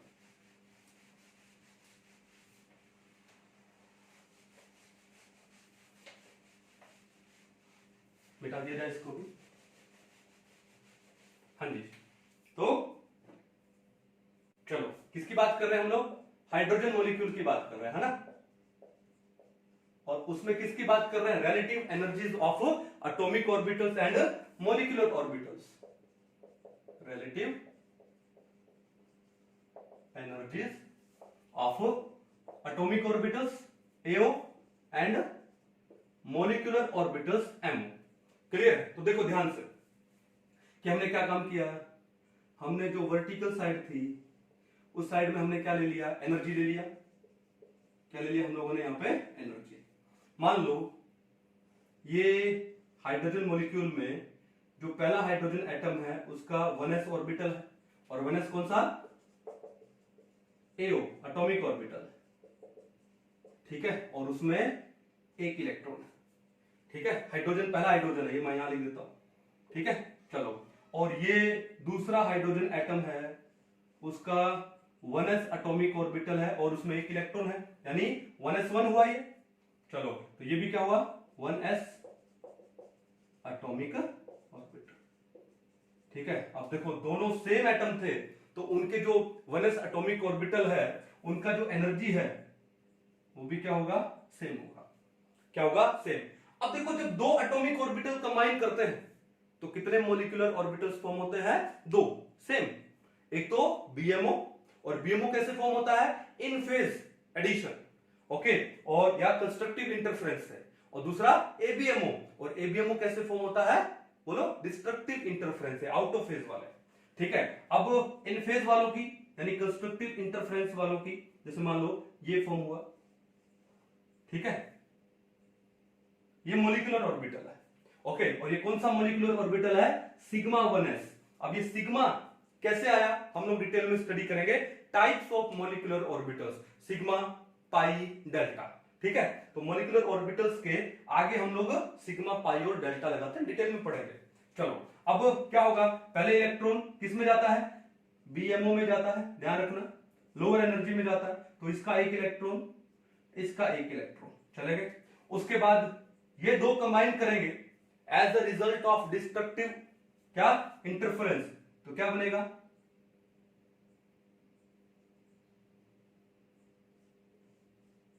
एक मॉलिक्यूलर ऑर्बिटल और भी फॉर्म होगा जिसका नाम क्या है? ABMO, यानी एंटी बॉन्डिंग मॉलिक्यूलर ऑर्बिटल। इसको हम लोग लिखते हैं क्या? सिग्मा, और स्टार लगा देते हैं। जो सिग्मा, पाई, डेल्टा जो भी लगाएंगे, अगर उनके ऊपर स्टार लगा दिया ना, समझ आना वो एंटी बॉन्डिंग मॉलिक्यूलर ऑर्बिटल है। और कौन सा? 1s वाला। अब इसमें कितने इलेक्ट्रॉन आएंगे? देखो, चाहे आपका एटॉमिक ऑर्बिटल हो, चाहे आपका मॉलिक्यूलर ऑर्बिटल हो, तो मैक्सिमम नंबर ऑफ इलेक्ट्रॉन्स एक ऑर्बिटल में कितने आते हैं? 2 आते हैं। तो इस मॉलिक्यूलर ऑर्बिटल में 2 इलेक्ट्रॉन आ गए क्योंकि हमारे पास 2 ही थे। अब हमारे पास कोई इलेक्ट्रॉन बचा ही नहीं, तो यहां पर इसमें तो कोई इलेक्ट्रॉन आएगा ही नहीं, ठीक है। अब देखो बात यह है कि एवरेज से इस बॉन्डिंग मॉलिक्यूलर ऑर्बिटल है उसका एनर्जी, ये एनर्जी कितना है? ये एनर्जी है मान लो कितना? A, कितना है? A। और जो एंटी बॉन्डिंग मॉलिक्यूलर ऑर्बिटल है उसका एनर्जी कितना है? ये B, ठीक है। तो बात यह है कि किसका एनर्जी ज्यादा दिख रहा है आपको? एंटी बॉन्डिंग मॉलिक्यूलर ऑर्बिटल का एनर्जी ज्यादा है, और बॉन्डिंग मॉलिक्यूलर ऑर्बिटल का एनर्जी क्या है? कम है। और एंटी बॉन्डिंग मॉलिक्यूलर ऑर्बिटल का एनर्जी बॉन्डिंग वाले से कितना ज्यादा है? B माइनस में A, ठीक है, B माइनस में A। क्यों? क्योंकि B is greater then A, तो B माइनस A जो भी आएगा that is the increase in energy of anti bonding molecular orbital. तो हम लोग क्या पढ़ रहे हैं? Relative energies of atomic orbitals and molecular orbitals. तो ध्यान रखना कि जो बॉन्डिंग मॉलिक्यूलर ऑर्बिटल होते हैं, अगर मैं एनर्जीज की बात करूं, अगर मैं रिलेटिव एनर्जीज की बात करूं मोस्ट ऑफ द टाइम, तो जो सबसे कम एनर्जी किसकी होती है? BMO की होती है, बॉन्डिंग मॉलिक्यूलर ऑर्बिटल्स की होती है। उसके बाद किसकी होती है? उसके बाद AO एटॉमिक ऑर्बिटल्स की, और उससे ज्यादा किसकी होती है? ABMO, ABMO। फिट कर लो माइंड में कि जो बॉन्डिंग मॉलिक्यूलर ऑर्बिटल्स है उनका एनर्जी सबसे लो होता, मींस उसका स्टेबिलिटी सबसे ज्यादा होगा। फिर उसके बाद कौन आएगा? देखो, बॉन्डिंग का एनर्जी कम, भाई नॉर्मली क्या है, जो हम लोग नीचे लिखते हैं जिसको, उसका एनर्जी कम होता है। जैसे से ऊपर जाते हैं एनर्जी हायर हो जाता है। तो सबसे कम एनर्जी किसका है? बॉन्डिंग मॉलिक्यूलर ऑर्बिटल्स का। उनसे ज्यादा किसका है? एटॉमिक ऑर्बिटल्स का। और उससे ज्यादा किसका है? एंटी बॉन्डिंग मॉलिक्यूलर ऑर्बिटल्स का। तो आपको इस एटॉमिक ऑर्बिटल और मॉलिक्यूलर ऑर्बिटल की रिलेटिव एनर्जीज पता लग गई, कोई दिक्कत नहीं है। इसको एक बार फिर से नोट डाउन करो। अभी हम लोग पढ़ने वाले हैं कि ये जो बॉन्डिंग मॉलिक्यूलर ऑर्बिटल और एंटी बॉन्डिंग मॉलिक्यूलर ऑर्बिटल्स में क्या क्या डिफरेंसेस हैं, और उसके बाद फिर हम लोग पढ़ेंगे क्या, हम डिफरेंट टाइप ऑफ मॉलिक्यूल्स लेंगे। जैसे अभी तो हमने यहाँ पे H2 मॉलिक्यूल लिया, हम और बहुत सारे मॉलिक्यूल्स लेंगे और उन मॉलिक्यूल्स का ये जो एमओ डायग्राम, ये कौन सा डायग्राम है? मॉलिक्यूलर ऑर्बिटल डायग्राम है, वो डिस्कस करेंगे। फिर हम उनकी जो मॉलिक्यूलर ऑर्बिटल इलेक्ट्रॉनिक कॉन्फ़िगरेशन है वो भी हम लोग डिस्कस करने वाले हैं। और उसके बाद फिर हम लोग क्या डिस्कस करेंगे? बॉन्ड ऑर्डर कैसे निकाले, यानी दो एटम के बीच में नंबर ऑफ बॉन्ड्स को हम बॉन्ड ऑर्डर बोलते हैं, वो कैसे निकाले, ठीक है। और बॉन्ड ऑर्डर निकाले तो बॉन्ड एनर्जी कैसे निकाले, बॉन्ड लेंथ कैसे निकाले, डिटेल में डिस्कस करने वाले हैं। क्यों? क्योंकि एग्जाम में most of the time question आते हैं और ये टॉपिक थोड़ा सा बड़ा है, ठीक है। बड़ा हुआ तो क्या हुआ, अच्छे से इसको समझेंगे। तो पहले एक बार इसको आप नोट डाउन कीजिए। चलिए मिटा दिया जाए इसको। आई होप बड़े अच्छे से क्लियर हो गया होगा ना। ओके, हाँ जी। तो अभी हम लोग डिस्कस करने वाले हैं क्या, difference between BMO means bonding molecular orbitals and ABMO means anti bonding molecular orbitals, ठीक है। तो पहले मैं ले लेता हूं क्या, बीएमओ यानी बॉन्डिंग मॉलिक्यूलर ऑर्बिटल्स, ठीक है। शॉर्ट में क्या लिख दूं? BMO, okay. और दूसरा मैं क्या ले लूं? Anti bonding molecular orbital means ABMO, ठीक है। तो इनके क्या क्या जो डिफरेंसेस है, मेन पॉइंट, वो हम लोग डिस्कस करते हैं। तो अभी हमने क्या पढ़ा था कि जो बॉन्डिंग मॉलिक्यूलर ऑर्बिटल कैसे फॉर्म होता है, it is formed by the positive overlap of atomic orbitals. It is formed by the positive overlap of atomic orbitals, means as a result of constructive interference, ठीक है। तो पहला point जो क्या है, ठीक है, it is formed by the positive overlap of atomic orbitals, clear है। तो एंटी बॉन्डिंग मॉलिक्यूलर कैसे फॉर्म होगा? Negative overlap of atomic orbitals, so it is formed by the negative या subtractive overlap of atomic orbitals, ठीक है, कोई दिक्कत नहीं। चलो दूसरा पॉइंट क्या है कि जो बॉन्डिंग मॉलिक्यूलर ऑर्बिटल्स होते हैं उनके अंदर नोड हो भी सकता है, नहीं भी हो सकता, इट मे और may not have a node. लेकिन जो एंटी बॉन्डिंग मॉलिक्यूलर ऑर्बिटल होंगे उसके अंदर नोड हमेशा प्रेजेंट रहेगा ही। और कहां प्रेजेंट रहेगा? बिटवीन टू न्यूक्लियाई, ठीक है। चलो तो क्या लिखेंगे हम लोग? इट मे और may not have a node, ठीक है। इसमें नोड हो भी सकता है, नहीं भी हो सकता। और इसमें it always have a node between nuclei of bonded atoms, ठीक है। चलो अब पॉइंट नंबर 3 देखो क्या। अब जो थर्ड पॉइंट क्या है कि इन दिस ऑर्बिटल, कौन सा वाला? Bonding molecular orbital BMO, the electron density is more between the nuclei. और एंटी बॉन्डिंग में क्या होगा? Electron density is less between the nuclei. तो लिख देते हैं क्या, क्या लिखेंगे? इन दिस ऑर्बिटल यानी in BMO, in this orbital the electron density is more in between the nuclei, in between the nuclei, ठीक है। So electron in this orbital they lead to attraction between atoms, ठीक है, ये भी लिख देते हैं। Electron in this orbital, in this orbital lead to attraction, attraction between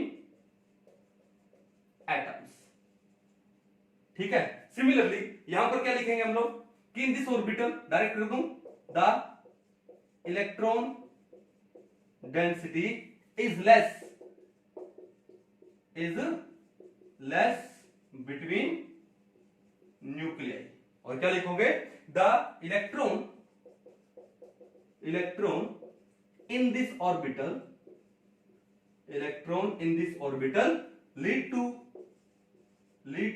repulsion, repulsion between atoms, lead to repulsion between atoms. खाली समझ आ गई। अब पॉइंट नंबर कौन सा है, 4।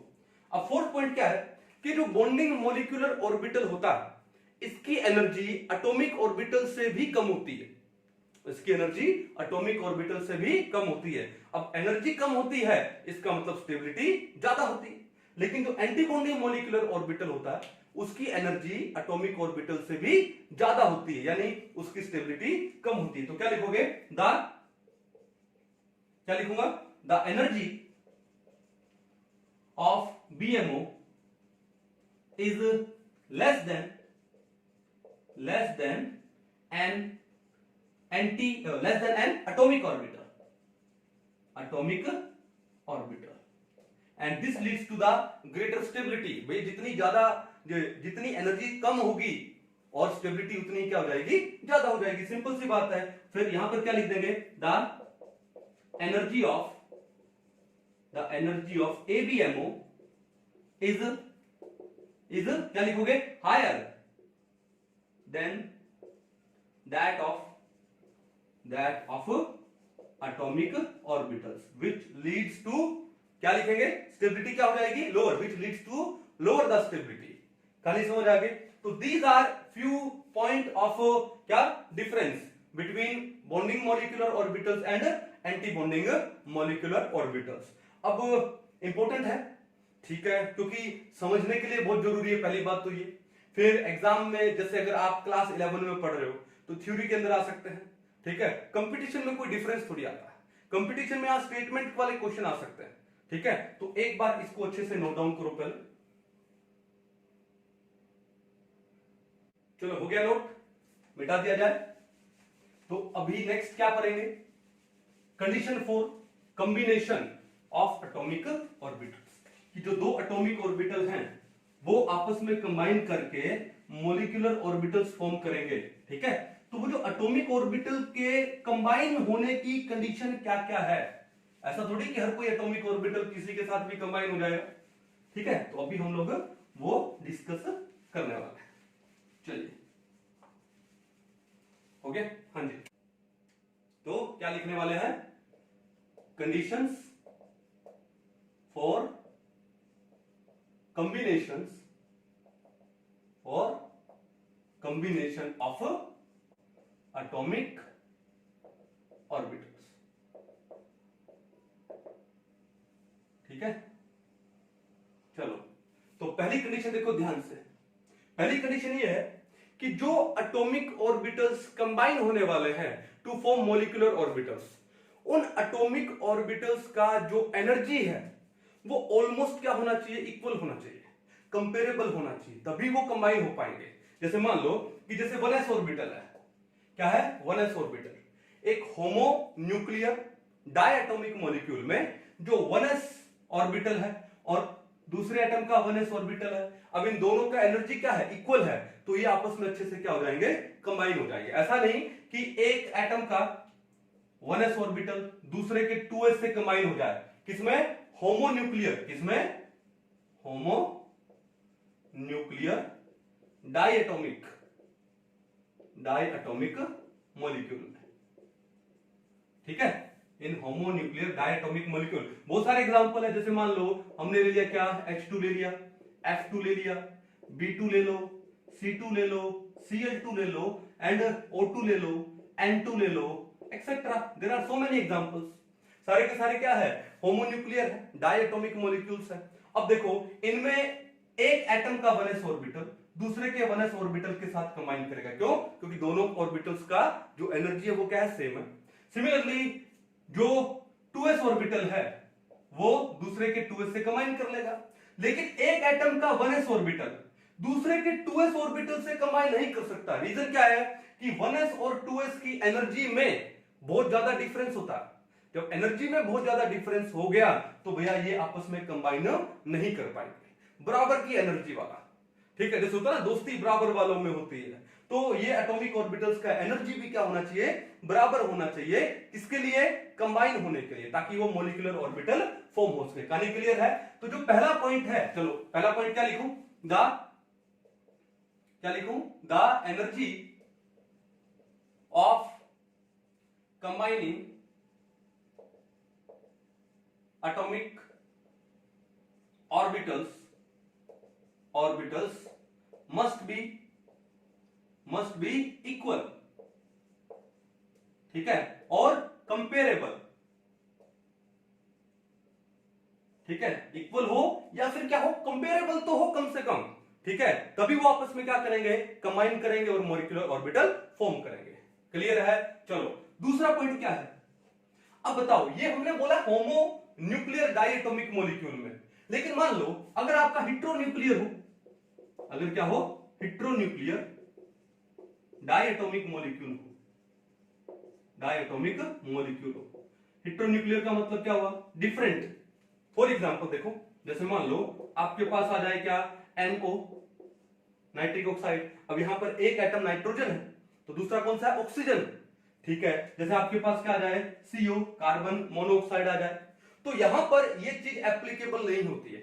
क्यों होती है? ऐसा हो सकता है कि यहां पर एक, मान लो एक का 1s है और दूसरे का 2s है, उनकी एनर्जी क्या हो, सिमिलर हो, तो वहां पे 1s एंड 2s है वो कंबाइन कर सकते हैं, ठीक है। तो जो हिट्रो न्यूक्लियर डायटोमिक मॉलिक्यूल है उसमें ये ऊपर वाली कंडीशन एप्लीकेबल नहीं है, समझ जाओगे। चलो अब दूसरा पॉइंट देखो क्या है, कि सिर्फ एनर्जी इक्वल होने से नहीं होगा, सिर्फ एनर्जी इक्वल होने से ही नहीं होगा, इनकी जो सिमिट्री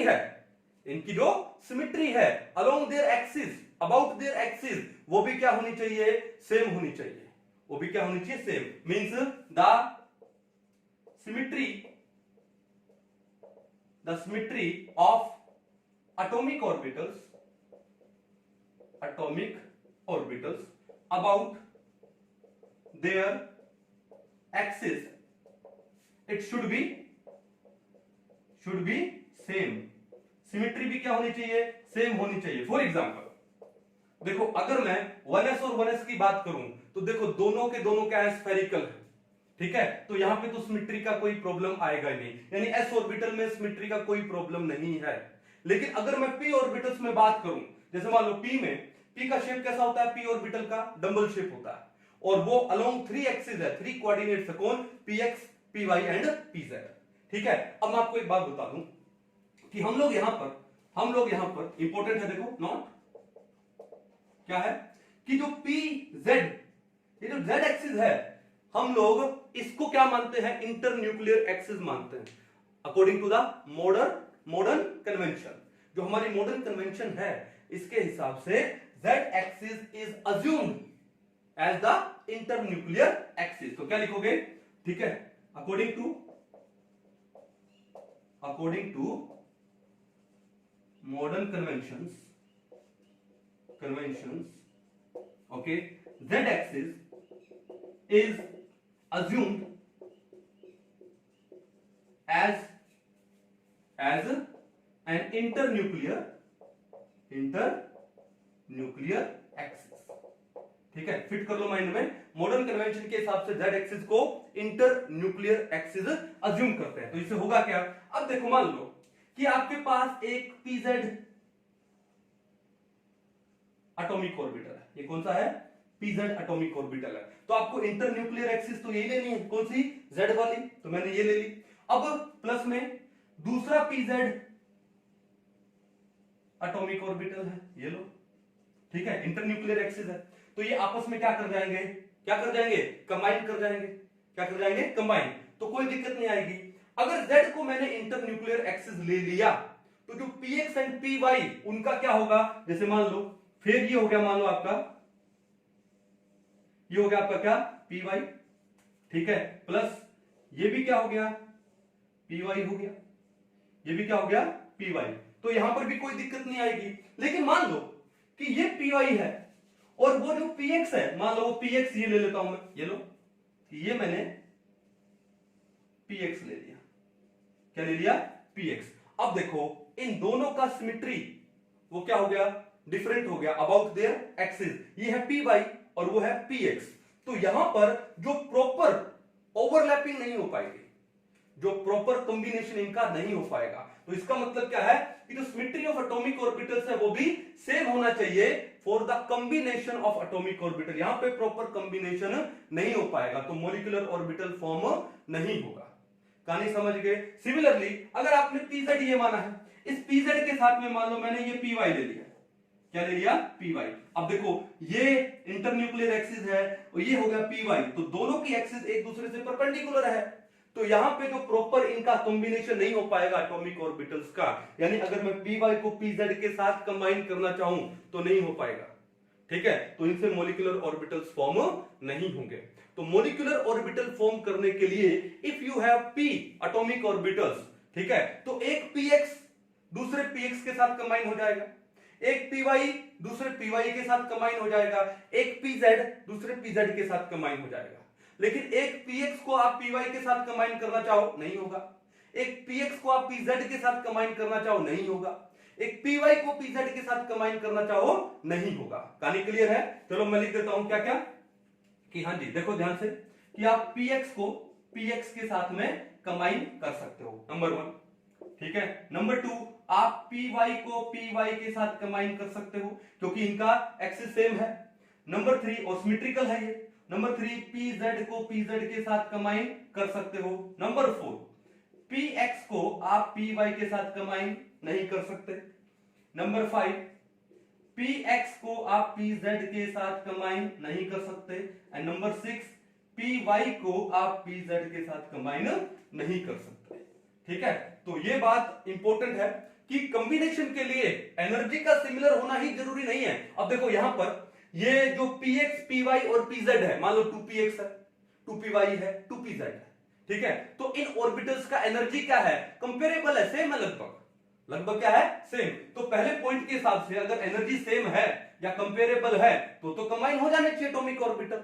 लेकिन यहां पर क्या आया कि 2px 2py and 2pz in orbitals का एनर्जी कंपेरेबल है, लेकिन फिर भी एक कंडीशन और है, क्या, कि इनका सिमेट्री भी क्या होना चाहिए, सेम होना चाहिए अबाउट देयर एक्सिस। सिर्फ एनर्जी कंपेरेबल या इक्वल होने से नहीं होगा, सिमेट्री भी क्या होनी चाहिए, सेम होनी चाहिए। जैसे ही 2px है और 2px है तो वहां पे जो p ऑर्बिटल्स है वो क्या है, अबाउट द x एक्सिस है, तो उनका सिमेट्री सेम है तो ही कॉम्बिनेशन होगा। ऐसा नहीं कि px का py के साथ करवा दिया, नो, एनर्जी सेम है 2px का और 2py का, लेकिन सिमेट्री सेम नहीं है, ठीक है, इसलिए उनका कॉम्बिनेशन नहीं होगा। ये पॉइंट बड़ा इंपॉर्टेंट है, इसको फिट कर लो माइंड में, नोट करो एक बार इसको। हो गया नोट। चले नेक्स्ट। तो नेक्स्ट पॉइंट क्या है, हाँ जी, तो नेक्स्ट पॉइंट देखो नंबर 3 कि जो एटॉमिक ऑर्बिटल्स हैं जो कि कंबाइन होने वाले हैं उनका जो एक्सटेंट ऑफ ओवरलैपिंग है वो भी लार्ज होना चाहिए। क्या होना चाहिए, लार्ज। तो क्या लिखोगे, द एक्सटेंट ऑफ ओवरलैप या overlapping of two combining atomic orbitals, combining atomic orbitals, it should be large। देखो हमको ये पता है कि अगर एक्सटेंट ऑफ ओवरलैपिंग ज्यादा होता है तभी बॉन्ड क्या बनता है, स्ट्रॉन्ग, और हर कोई स्ट्रॉन्ग बॉन्ड ही बनाना चाहता है, हर एलिमेंट क्या बनाना चाहता है, स्ट्रॉन्ग बॉन्ड। क्यों, अगर एक्सटेंट ऑफ ओवरलैपिंग ज्यादा होगा बिटवीन टू एटॉमिक ऑर्बिटल्स तो उनके बीच में जो इलेक्ट्रॉन डेंसिटी है वो भी क्या होगी, ज्यादा। तो देखो एक्सटेंट ऑफ ओवरलैपिंग, ठीक है, अगर वो ज्यादा है तो इलेक्ट्रॉन डेंसिटी वो भी क्या होगी, ज्यादा होगी। अगर इलेक्ट्रॉन डेंसिटी ज्यादा होगी तो क्या होगा, attraction of electrons towards the nuclei वो भी ज्यादा होगा। उससे क्या होगा, एनर्जी कम होगा। एनर्जी कम होने से क्या होगा, स्टेबिलिटी ज्यादा होगा। And the game is all about stability. कहानी समझ गए? So these are the three necessary conditions for the combination of atomic orbitals. ठीक है, ये चीज फिट कर लो, अच्छे से इसको समझ लो, फिर इसके बाद नेक्स्ट टॉपिक में हम लोग चलते हैं। तो इसको एक बार अच्छे से नोट डाउन करो।